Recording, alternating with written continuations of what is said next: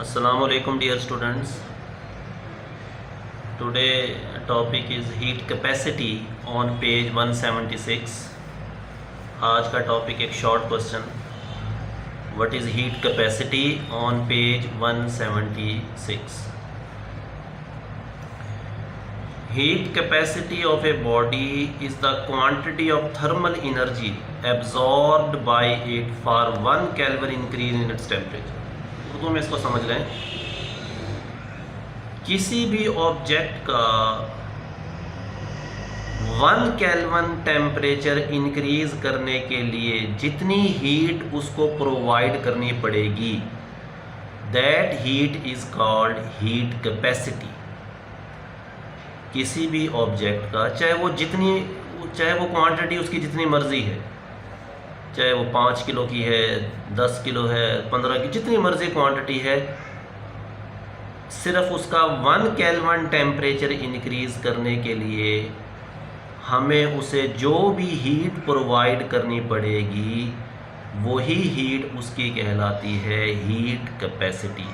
अब ज़रा गौर करें, हीट कैपेसिटी और स्पेसिफिक हीट कैपेसिटी की डेफिनेशन में क्या डिफरेंस हुआ. जो कल का टॉपिक था, परसों का, वहाँ ये था कि वहाँ पर मेंशन किया गया था फॉर 1 kg ऑब्जेक्ट. यहाँ पर 1 kg की बात नहीं है, जितनी मर्जी ऑब्जेक्ट की क्वांटिटी हो. ये डिफरेंस है. समझ आ गई ये बात आपको. The heat which is required to increase 1 kelvin temperature, 1 kelvin, is called heat capacity. Thus, if the temperature of a body increases, let's suppose एक बॉडी का टेम्परेचर डेल्टा टी इंक्रीज हुआ है.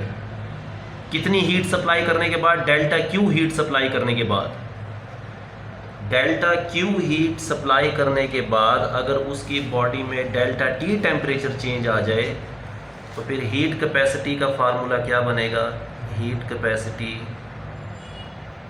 Is equal to delta Q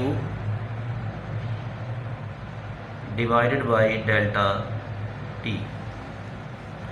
delta Q divided by delta T.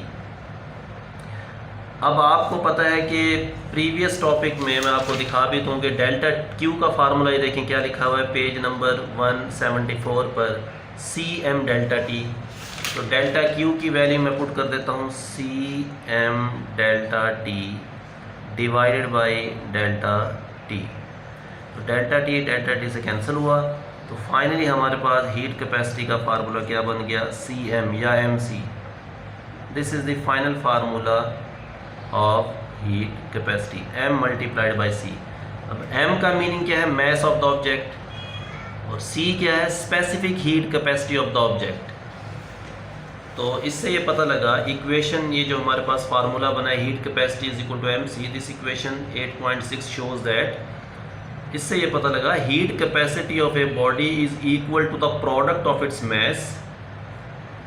अगर आप किसी body की heat capacity find out करना चाहते हैं तो उस बॉडी के मैस को उसकी स्पेसिफिक हीट से मल्टीप्लाई कर दें.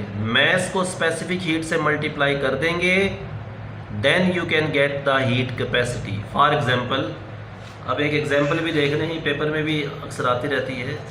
अगर आपसे ये कहा जाए कि 5 kg वाटर की हीट कैपेसिटी फाइंड आउट करें, अगर आपके पास 5 kg वाटर है, पानी का मैस हमें अगर दे दिया जाए 5 kg,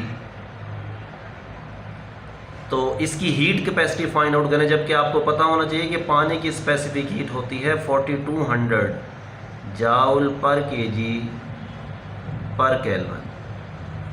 find out its heat capacity.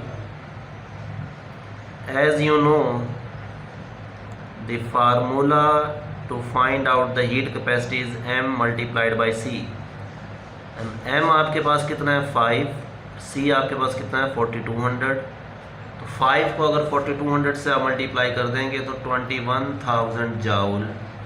This is the heat capacity of 5 kg water. 5 kilogram पानी की हीट कैपेसिटी आपके पास कितनी आ गई है?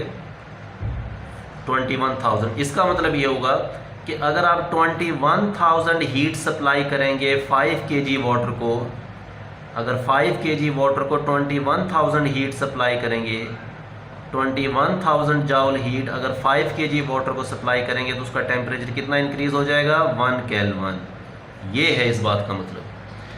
तो ये था आज का हमारा टॉपिक। साइड इंफॉर्मेशन भी देख लें। डू यू नो, कल भी मैंने बताया था the presence of large water reservoir.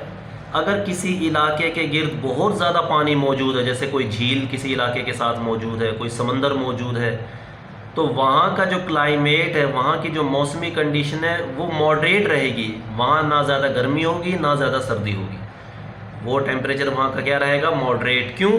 Reason, scientific reason, due to the large heat capacity, क्योंकि पानी की हीट कैपेसिटी बहुत ज़्यादा होती है, ये इसकी रीज़न है। और आखिरी बात मैं आपको ये बता दूं कि पानी की क्वांटिटी चाहे 5 kg हो या 10 kg हो या 15 kg हो, जितनी मर्ज़ी हो, पानी की स्पेसिफिक हीट 4200 ही रहेगी। वो फिक्स है, क्योंकि उसकी वैल्यू तो डिपेंड करती है नेचर ऑफ द मटेरियल पर।